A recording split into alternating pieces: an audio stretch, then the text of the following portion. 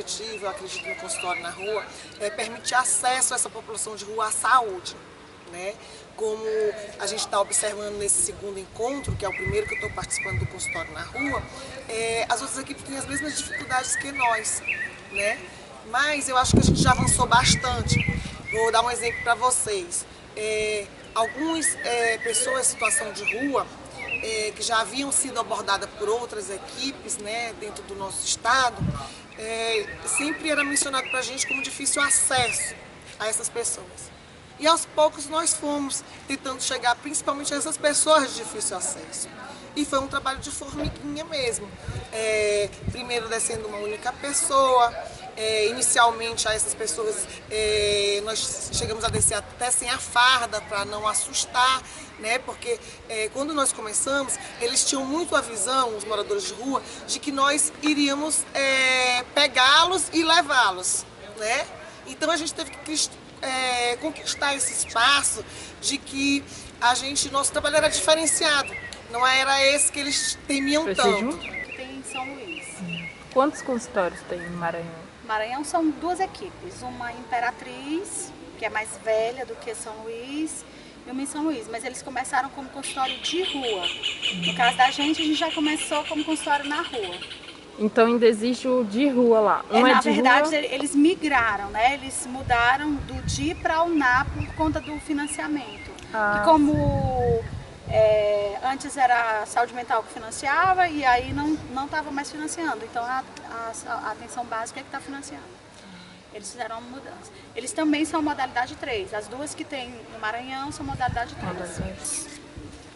De casos, eu me lembro do da Cláudia, né, que assim, mobilizou um monte de gente. Que era esse caso que eu estava descrevendo, né, que as pessoas tinham muita dificuldade de chegar até ela, porque as pessoas descreviam ela como uma pessoa agressiva. E inicialmente, quando a gente chegou, realmente ela demonstrou uma agressividade. Certa hostilidade. Exatamente, mas aos poucos a gente foi conquistando esse espaço até que ela mesma solicitou nossa ajuda. A Ana, na verdade, eles chamavam ela de Maria Porto, porque ela ficava no cais, né, pertinho lá do centro histórico. E a gente, inclusive, abriu o prontuário chamando ela de Maria Porto. E na medida que a gente foi conhecendo, que a gente foi vendo o nome dela era Ana Cláudia, tinha Porto no lugar mesmo, né, mas era Ana Cláudia. E que ela tinha uma vivência há mais de 15 anos em situação de rua. E uma das coisas, eu acho que uma das coisas mais bacanas que a gente viu é que quando a gente conseguiu se achegar, né, porque ela estava bem debilitada, e ela pediu consultório na rua, me leva, né? A gente nem transporta, nem nada. A TO chegou a ligar pro SAMU, mas o SAMU tava, não tinha nenhum veículo disponível, nenhuma unidade móvel disponível, então a equipe fez a reunião e combinou de fazer o transporte. E interessante que nessa questão do transporte, a gente vê que a gente é uma equipe, porque enquanto a TO estava lá tentando falar, acionar, falando com a Remédios, com a SAMU, aí já tinha eu que estava continuando trabalhando ela pela questão da espera, que foi bem demorada. Já a outra colega já estava vendo os dois outros colegas já estavam vendo como conduzi-la até a ambulância. O carro da gente. Né? O motorista já estava tentando chegar a ambulância para mais próximo, porque era uma calçada alta, mas ele já estava procurando de como chegar até ela. Então, naquele momento, eu vi o quanto nós somos uma equipe forte, porque a gente realmente trabalhou em equipe. E na unidade móvel era para transporte da equipe, não tinha como a gente transportar paciente. Mas ela confiou que a gente ia levar ela para o lugar certo. E uma das coisas que eu achei interessante nesse caso é que a equipe escutou o que ela estava falando. Porque ela não queria ir para uma determinada unidade hospitalar, ela queria ir para tal. Aí eles falando comigo no telefone, eu falei assim, leva ela para tal lugar. E aí a gente sabia que não ia ser atendido lá, porque a ortopedia não seria lá, né? E ela estava com uma suspeita de fratura, uma fratura já consolidada, mas em todo caso a gente tinha que levar para a unidade hospitalar de fratura. E aí foi interessante que quando os colegas da unidade hospitalar disseram, mas ela não vai poder ficar aqui, né? E ela assim quase chorava, né? Porque ela conhecia aquela unidade hospitalar, então para ela era a referência dela. É a referência dela. E aí a gente levou para uma outra unidade, mista, né? Que ficou com ela lá.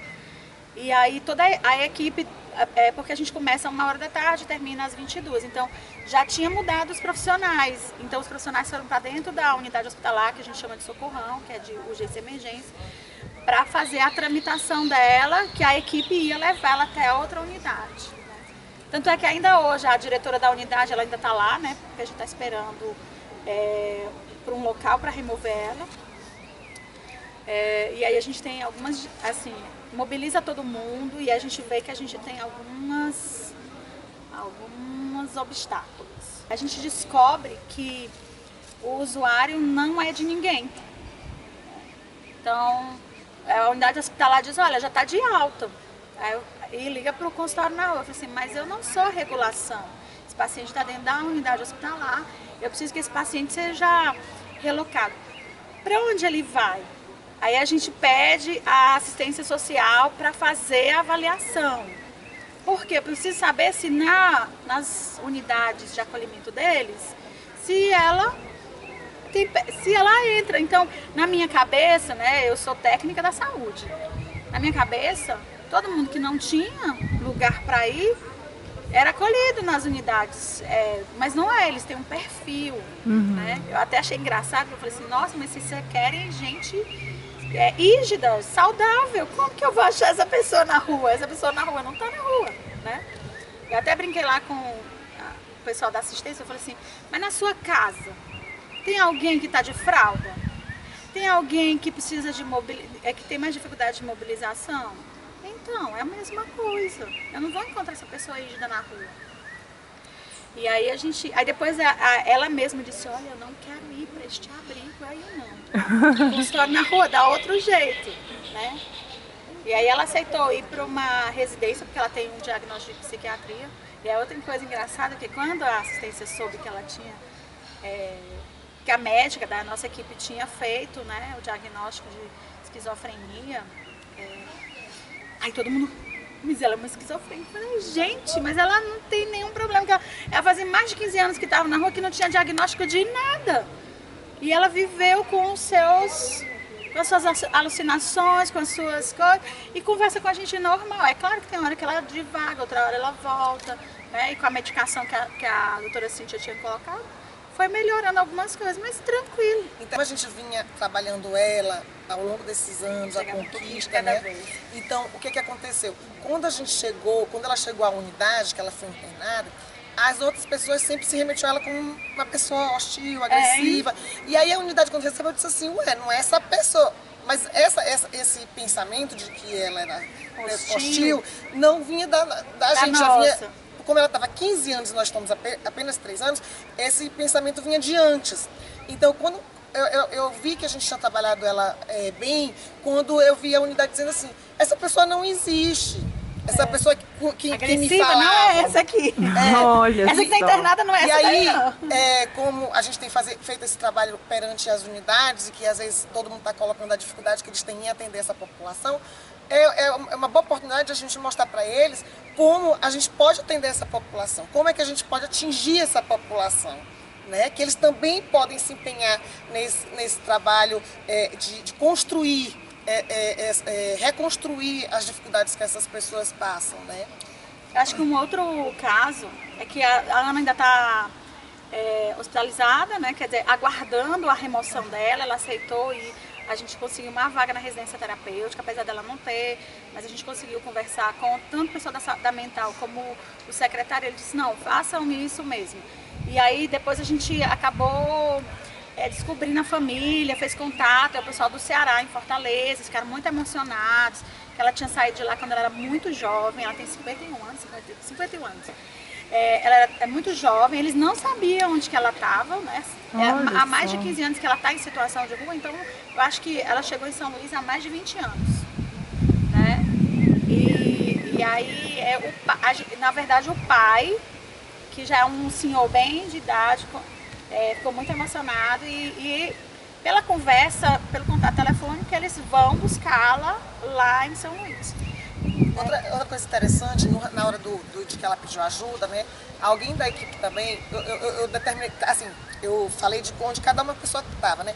E uma das pessoas estava tentando conversar com a população. Porque nesse momento que a gente começa a fazer a intervenção, às vezes tem interferência da população.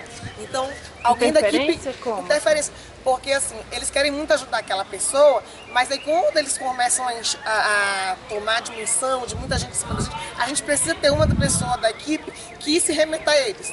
Né? Porque ela, naquele momento ela começou a ficar angustiada quando começou a vir muitas pessoas. Então a gente teve que intervir nisso, pedir para a população, mostrar para a população o que estava acontecendo, porque ela começou a ficar um pouco angustiada, né? Com as pessoas. A população, né? Que vocês dizem os populares, né? Ao redor. redor. Exatamente. E todos sabem da história dela. Também, né? Não, a comunidade. A comunidade que trabalha por ali, legal. que é taxista, que é não sei o quê. Sério? Porque todo mundo se mobilizou para foi? ajudar, mas aí, em certo momento, começou a atrapalhar. Então, uma das pessoas já se dirigiu à população para tentar trabalhar a população também, né? Enquanto alguns estavam acionando a SAMU, outros estavam lá atendendo ela, e algumas pessoas tiveram que conversar com a população para poder tornar a questão mais adequada, digamos assim, né? Para que não interferisse no atendimento. E como a comunidade veio com o consultório na rua, assim? Vocês... Usando ainda o exemplo aí de Ana, uns 2 dias antes dela pedir, olha, agora eu quero ir, eu tinha ido lá fazer a proposta dela, Ana, você não acha que ela estava em cima de um lugar que tinha muita formiga? Ana, você não acha que isso aí não é um lugar legal para você ficar? As formigas, aí ela disse, olha, saia daí que as formigas vão me pegar. Eu disse, vão me pegar e vão pegar você. Ela falou assim, não, eu vim até aqui, porque ela estava se arrastando, né? Eu vim até aqui, mas eu vou voltar lá para o local do cais. Aí a gente ficou conversando com alguém, ela era professora, aí ele falou que ela era professora de matemática, né? Que ela tinha estudado e tal. E aí ele dizia assim, não tem como vocês darem um remedinho assim para ela dormir, e vocês levam ela dormindo porque ela vai definhar. Isso me chama. Aí eu dizia, mas olha, eu não posso fazer isso, né? Ao mesmo tempo que eles reconhecem a importância da equipe estar lá fazendo esse atendimento, eles também confundem como se a gente pudesse violar o direito da pessoa que está lá em situação de rua. Então, essa é uma experiência que a gente vivencia muito em São Luís. Como a gente é um serviço novo, né? Então as pessoas achavam assim, equipe do consultório na rua, beleza. Olha, tem um morador bem aqui, numa área nobre. Acho que é remoção. E ele precisa, não pode estar aqui. E na Ana foi interessante, porque a Remédio remetendo a isso, eles pediram que eu mentisse, que eu omitisse. Que você vai levar para Santa Casa. Para onde ela está querendo. Porque ela queria ir para Santa Casa. E eu, em momento nenhum, enganava ela. Eu falei o tempo todo que talvez existisse a possibilidade de a gente não levar ela para o local que ela queria. Mas que alguém ia lhe acompanhar até o momento. E quando não foi possível ela ficar na unidade que ela teria que ficar, ela segurou no meu braço e disse assim, eu não vou ficar. E eu disse, não, mas ninguém vai lhe deixar sozinha. Até o momento que na unidade que você ficar, a gente vai lhe apresentar as pessoas, né? E assim, até com a mudança da equipe, a gente fez questão de esperar a outra equipe chegar, assim, lembrar ela que existia outra equipe e que eles iam assumir agora, para que ela não ficasse angustiada, porque em algum desses momentos a gente sentiu assim, um pouco de angústia, né? Mas aí a gente ia trabalhando o tempo todo. A cada momento que ela sentia, que ela demonstrava essa angústia, a gente trabalhava a cada momento, né? A gente fez as passagens para que ela entendesse a importância do local que ela iria, que não era o que ela gostaria de ir. E a gente precisava garantir que ela tivesse a segurança de que a equipe não abandonaria ela. Eu dizia o tempo todo para a médica que estava... É uma equipe só, porque a gente... alguns profissionais ficam até 18 horas e os outros entram 18 horas e vão até 22 horas. Então vocês funcionam à noite? Funciona. Isso foi uma proposta de um dos psiquiatras que ficou comigo, que antes a gente funcionava de 1 às 19. E aí, pela experiência que ele teve, né, lá em Fortaleza, ele disse que tinha um 3º turno e que se não podia. Aí a gente começou a fazer essa negociação com o Ministério. Ele falou, não, Remédios, você... ver como que é a melhor forma. O importante é que os profissionais estejam trabalhando. Então, e que funciona muito bem, porque como a Ana Cláudia, a gente precisou da tarde e da noite, né? Então, funcionou muito bem. E aí, na medida que eu estava conversando com o enfermeiro e a médica que ficam no noturno, era o tempo inteiro. façam com que ela compreenda que vocês não a abandonarão. Inclusive, ela já internada, a médica ia num horário, eles terminavam de fazer, iam lá para visitá-la, para conversar um pouquinho. Então criou esse vínculo, tanto é que a diretora diz, olha, ela está perguntando quando o consultório vai visitar ela, já fazem, vão fazer 90 dias que ela está nessa unidade, porque ele já está clinicamente ok, mas a gente não tinha para onde levá-la, né? E aí eu disse, olha gente, eu vou buscá-la e vou voltar de novo ela no cais. Aí todo mundo, não, né? Eu disse, mas eu não tenho, eu já estou pedindo ajuda para você. Aí foi quando criaram essa vaga na RT para que ela fosse. E aí, com a vinda da família, é o temporário, né? E é engraçado porque tudo que a gente conversa com ela, olha, mas me disseram que iam trazer uma cadeira de rodas. Cadê a cadeira de rodas para poder me mobilizar direito? Né? Olha então só. essas coisas a gente vai. Ela é bem instruída, né? Porque apesar da esquizofrenia dela, né? Mas ela teve instrução, ela é uma professora, né? E aí a gente faz com que o caso dela, lembra que qualquer um pode ter algum problema, né, de transtorno mental e viver na condição que ela viveu. Um outro caso emblemático... Da Vânia? Não, Vânia, não, mas eu acho que do Sebastião, né? Essa coisa das pessoas quererem que a equipe, de qualquer forma, dê um jeito, né? E eu ouvi dos judiciários assim, você tem que levar ele, falando lá com o meu superintendente, eu falei assim, não, diga pra ele, pro cara do judiciário, que eu vou dizer, que eu só vou levar, o que eu vou fazer? Vou convencê-lo a entrar no carro do SAMU. De outra forma, ele não vai, né? E aí durante o dia todo a gente, porque nessa área desse rapaz, que disseram pra gente que o nome dele era um e na verdade o nome dele é outro, mas socialmente ele se identifica como Leonardo, lá nesse local a equipe não transita, porque a gente nós somos 7 distritos e a gente só consegue percorrer 3 distritos, né? E aí ele é num lugar que a gente nunca passa. Então a gente foi acionado para ir lá. Então a gente passou o dia inteiro em busca dele e na conquista primeiro dele confiar que a equipe não estava fazendo nada fora do comum. E aí no final da noite ele disse, não, eu vou com vocês. Depois que ele tinha muita miíase na perna,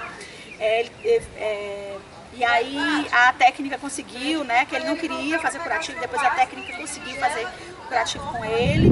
E aí na conversa, enquanto ela fazia o curativo, perguntou para ele, você não acha que precisa de uma coisa mais específica, de uma unidade hospitalar que tenha mais equipamento, porque o que eu consigo fazer, mas dá para fazer outras melhor, né? Aí ele falou assim, eu gostaria de ir. Aí ele disse até a unidade que ele queria ir, né? Olha, que ele já sabia.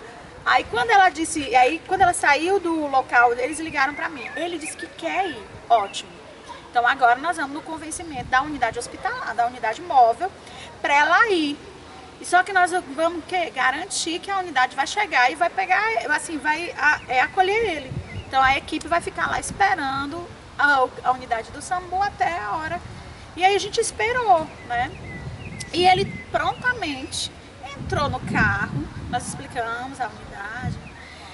E aí entrou prontamente no carro. E enquanto ele conversava comigo, ele disse, mas eu posso sair no finalzinho? Isso foi em fevereiro, né? Agora, de 2007. Posso ir no final do mês, eu posso sair? Eu disse, por que tu quer sair? Tem que ajeitar essa perna, né? Precisava de um debridamento cirúrgico. Aí ele, mas eu tenho que pegar meu dinheiro. Né? Então tá bom. E ele se identificou muito com a técnica de enfermagem, que é a pessoa que ele sabia que ia cuidar dele.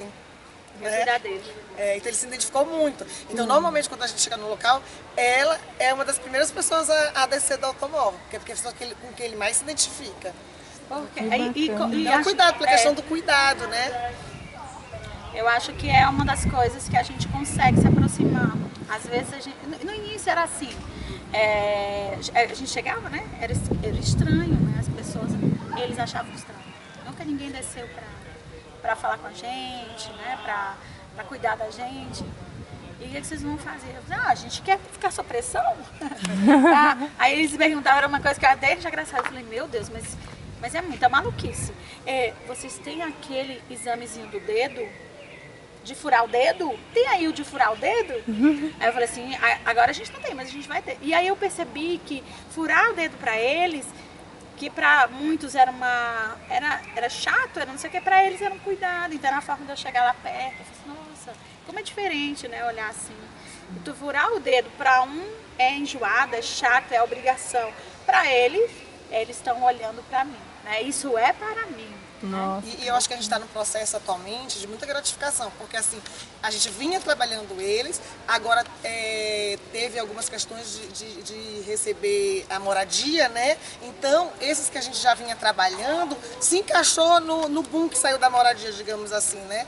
Então, é muito gratificante a gente estar encontrando eles regularmente nas ruas, comunicando a gente de que já estão com a chave da casa deles, que estão esperando ligar a energia, que já estão se organizando para comprar, né, os móveis, a mobília, né? E assim, como que a saúde e a assistência, eu disse, a nossa equipe acho que casou muito bem, né? Por exemplo, uma coisa que não está em script nenhum, mas a assistente social, ela vai no Instituto de Identificação para tirar a documentação deles, da nossa equipe, eles colocaram uma roupa, uma calça, porque às vezes ele não tinha e tinha que entrar em tal lugar, tinha que estar de calça. Eles orientam que tem que estar mais sóbrio, e eles ficam mais sóbrios para poder fazer a documentação. Mas essa coisa assim, de ter uma roupa feminina, uma roupa masculina, que eles vestem, trocam, né? E entram para fazer a foto e essa coisa das digitais, e depois eles saem. Às vezes a roupa eles têm que devolver, porque a gente só tem aquela. E eu vejo essa parceria com o Instituto de Identificação muito valioso, porque assim, a maioria dos nossos moradores em situação de rua em São Luís, eles não portavam documento, nem de identidade, nem o documento do cartão SUS, né? Então isso foi até um dos motivos que eu também acredito que contribuiu para a gente se aproximar a eles. A gente conseguiu fazer um protocolo de que nas unidades hospitalares, porque a gente estava tendo muito esse problema. Chegou alguém que é em situação de rua, consultório na rua, vejam aqui se é de vocês, né? Aí eu disse, gente, olha, não está no cadastro da gente, mas tudo que é em situação de rua é nosso, só que nem todos eu vou dar conta dele, né? Porque também tem o pessoal da abordagem social que é da assistência. E aí, quando a gente chegava lá, não tinha documentação, não podia atender. Não tinha acompanhante, não podia ficar. Então a gente começou a pensar, Defensoria Pública, Ministério Público e aí a Secretaria de Estado e do município, que a população que estava sem documentação, que estava sem acompanhante, precisava ser atendida do mesmo jeito. Então foi feito um protocolo em janeiro agora de 2017, né?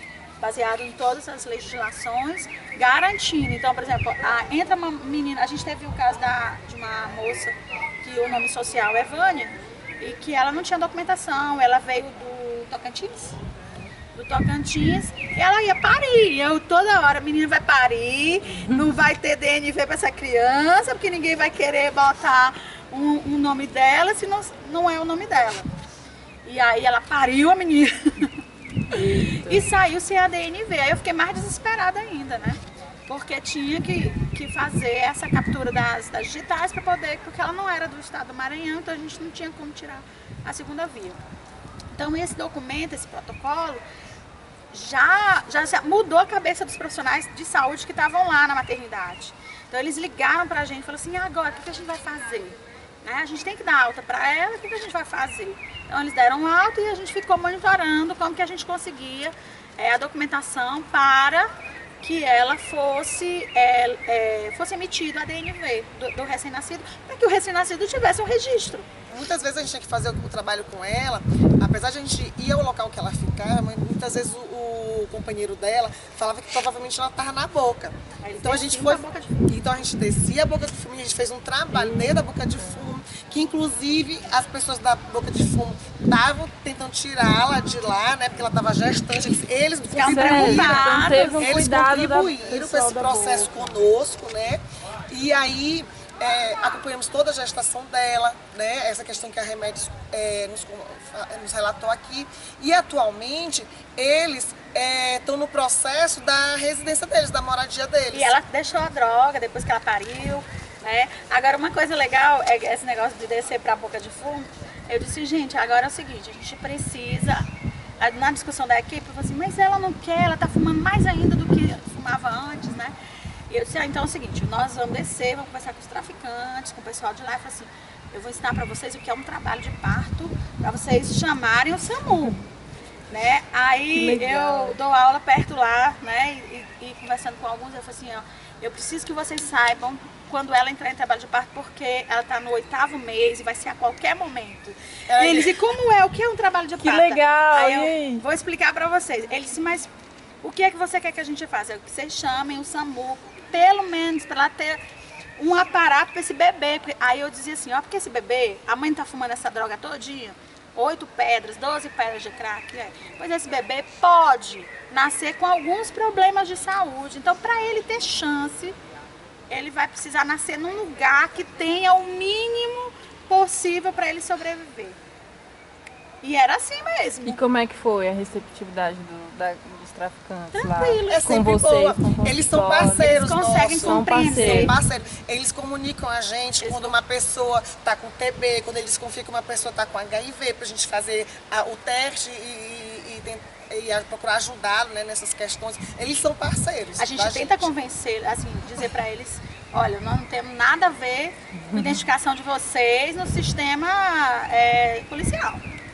O que a gente veio fazer aqui foi a questão do acesso à saúde, né?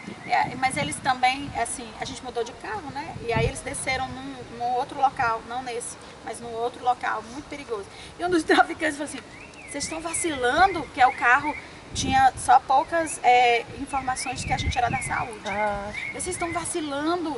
A gente achava que vocês eram polícia disfarçada, porque o nosso carro antes era identificado, consultado na rua, uma unidade móvel, parecida com o do SAMU, só que é azul. Aí agora o nosso carro teve perda total, teve um probleminha lá de saúde no carro. E aí a gente está numa caminhonete da saúde da família. Mas a nossa logo tá lá, mas está misturada com as outras. E eles identificaram logo. Aí tanto é que eu falei assim, a gente tem que plotar o restante do carro, só com o nome consultório, para que eles consigam identificar que somos nós. E a gente tem uma parceria muito bacana com o nosso condutor. O Jorge, ele merece ser mencionado aqui nessa O Jorge é um imagem. grande redutor de danos. Ele desce inicialmente, ele tem todo o cuidado de pedir que a gente espere inicialmente para ele descer, né? E fazer abordagem lá com os traficantes. Inicialmente.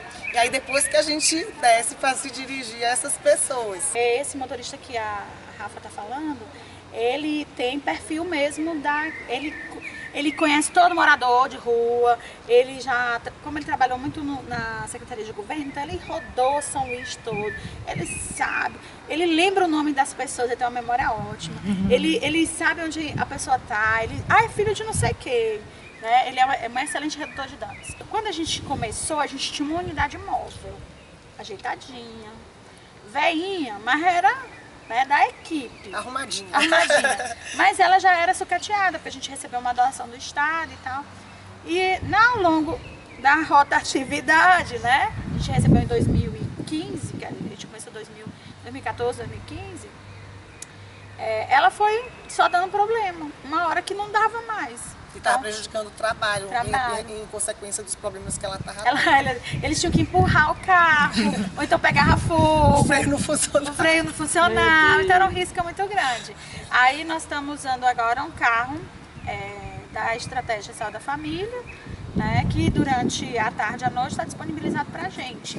Tem a logo da Estratégia, mas não é exclusivo e não é muito adequado para a gente. Então a gente está negociando, vamos ver, conversando com o pessoal do Estado, né, porque eles reconhecem que o consultório na rua é uma grande potência e a gente tem vários projetos do Reviver Sem Droga e aí o governador também olha pra gente, né, a gente é municipal, mas o governador olha pra gente. Ai, que bacana. E aí nessas conversas intersetoriais, né, começaram a falar assim, mas o consultório na rua tem que ter um carro só pra ele. Eu digo, eu também acho, né? Então a gente está das dificuldades é o veículo, mas não só ele, a gente tem dificuldade com relação aos insumos, né, materiais, assim. Não sei se todos os estados têm esse problema que a gente tem lá, né, que a gente menina até fala, mata um leão por dia, né? A gente acho que mata 2. Assim, alguns medicamentos que a gente não tem, que seriam próprios da população de rua, né? Por exemplo, a vitamina B, né? Ou a tiamina para os etilistas, né? Essas coisas assim que eu acho que seriam importantes a gente ter. A gente não tem nem na atenção básica direito, e aí a equipe do consultório na rua, a gente vive meio de doação. Nós nos articulamos com algumas unidades que tem, né? A gente fica trocando. Eu ganhei mais coisa de uma assistência farmacêutica, de um grupo de farmacêuticos, são amigos. Eu já tenho isso para trocar contigo, né? E em cada unidade, como a gente tem algumas dificuldades na unidade, a gente está tentando, assim, ver aquela pessoa daquela unidade que se identificou com a gente, com o nosso trabalho. Então, através dessa pessoa que a gente está conquistando, né? Que a gente faz o pedido do remédio, que a gente faz as trocas. Eu acho que é um trabalho que está há tão pouco tempo, eu ainda tenho a esperança de que a gente vai conquistar essas unidades e que nós vamos ser um dia muito bem recebidos. Né? Eu acho que é uma forma do impacto inicial. Né? Eu vou dar um exemplo diferente do morador de rua. Eu recordo que uma vez eu atendi um surdo e mudo, e a irmã dele já entrou para querer contar o que tinha acontecido com ele. E eu falei, ué, por que ele não pode me contar? Né? E aí depois que eu entrevistei ele, que eu fui passar para o médico atender, o médico pegou um susto, né? O que eu vou fazer com ele? Eu digo, deixa ele entrar, que você vai ver que você vai entender tudo. Então ele conseguiu explicar tudo que ele precisava das necessidades dele. Então eu dei esse exemplo diferente para poder a gente ir pensar um pouco. Então eu acho que é isso que vai acontecer. Eu acho que a gente vai apresentar para eles, esses moradores de rua que eles nunca tiveram acesso, né? Ou se chegaram a ter foi muito breve, né? Para que eles percebam que eles também podem fazer o que a gente está fazendo. E eu acho que a presença da equipe vai meio que tirando aquele aspecto demoníaco do morador de rua, da população de rua, que até a gente tem, né? Acho que os preconceitos, eles se afloram. Eu me lembrei agora daquele senhor que estava internado lá numa unidade mista e que as pessoas, a assistente social me ligava toda hora. E aí eu fui olhar ela, e aí na entrada ela falou assim, olha, eu não fui lá porque eu não tenho a máscara, não sei das contas. Eu digo, tudo bem, eu não tenho a máscara, não sei das contas, eu vou olhar. E eu cheguei na enfermaria, ele estava com suspeita de tuberculose pulmonar, ele estava sozinho, né? Beleza. Eu entrei, me apresentei, ele murmurava muito pouco, estava com muita fala, muito difícil. E aí eu olhei, eram 2 horas da tarde, eu olhei o bandeco do almoço lá, umas 3 macas antes, né? Nos 3 leitos. Eu falei, o senhor tá com fome? Ele tô. Aí eu peguei o coisa e peguei e fui dar a comida pra ele, né? Aí nas primeiras colheradas eu dei na mão, depois ele segurou. O senhor tá com sede? Tô. E aí nessa hora eu gritava, já chamava no corredor. Falei assim, alguém me arranja água? E aí quando eu fui para o postinho de enfermagem, a técnica de enfermagem, muito zangada, falou assim, eu quero lhe contar uma coisa. Ele me xingou, ele não deixa nada na função, ele não sei o que. Aí eu respirei, olhando para ela, falei assim, olha, eu vou falar 2 coisas para você. Primeiro, quero pedir desculpa, né? Eu quero pedir desculpa por essas coisas que ele fez.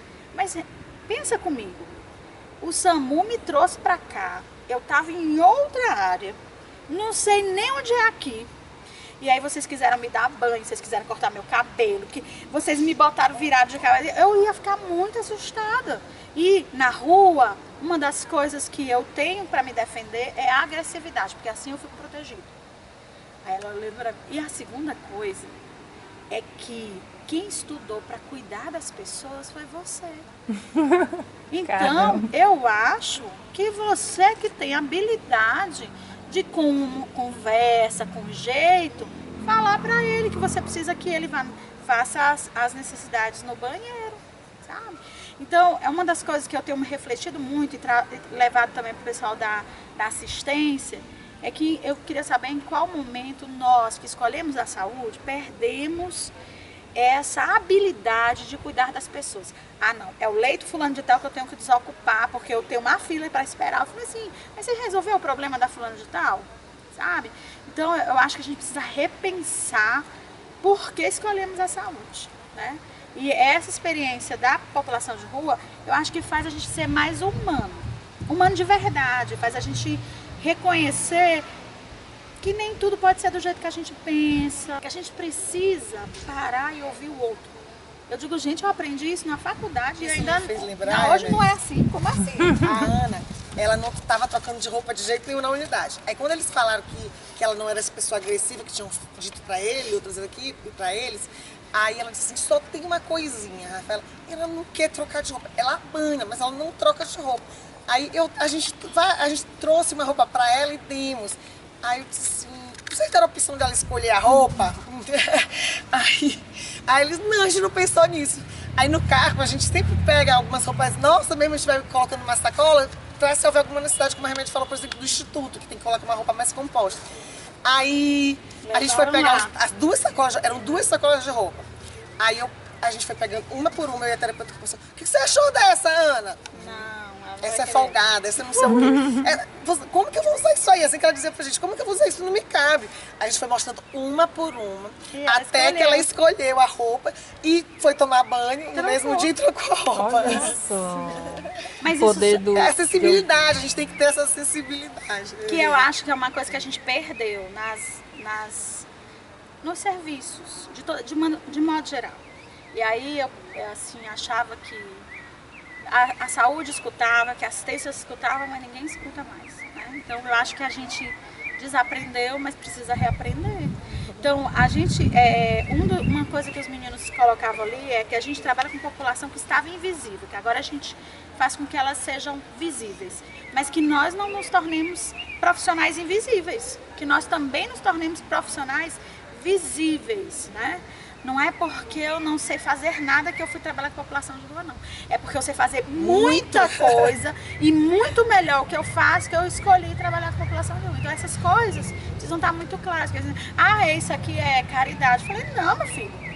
Quem disse isso, né? A rua acho que é um lugar do mundo. Eu acho que é um lugar que a gente pode ser quem a gente é, né? Que a gente pode mostrar quem a gente é, de verdade.